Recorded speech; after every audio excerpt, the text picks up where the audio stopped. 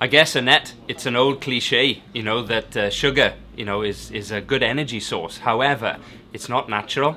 So for me personally, I've never been a synthetic food person, because you have to feed your body natural foods that the body identifies and food that it can actually work with. So in my case, yeah, it's just an old wives' tale, should they say.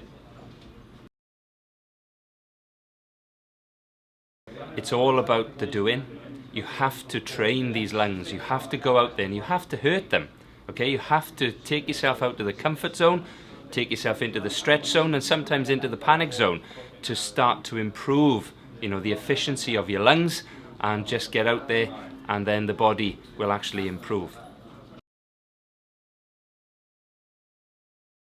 I guess, Terry, the most important thing to look at when you're actually sitting on your bike is posture, positioning, to make sure that you have the 50-50 weight distribution between your bum and your arms, for instance, and that should actually stop the soreness that you're maybe getting.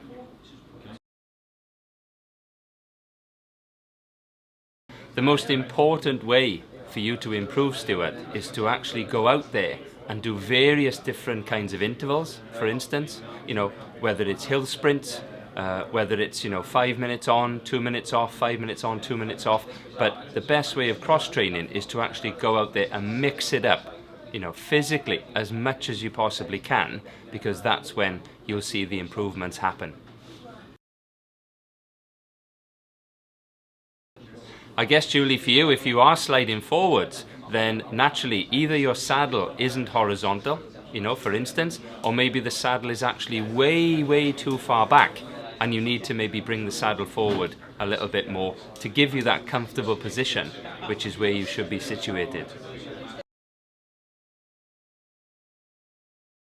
I think I'm very lucky that I've never had that Paula Radcliffe side of the road moment, John.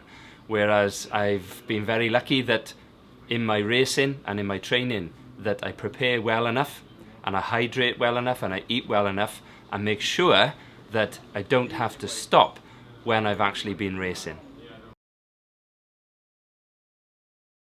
When you're actually cycling uphill and you have to keep your weight forward, it's so difficult to try and get over the top of the pedals and keep your momentum going, but without burning out too early, especially if it's a long hill, maybe 2 or 3 miles long, for instance. So it's all about pacing yourself, and that's the secret.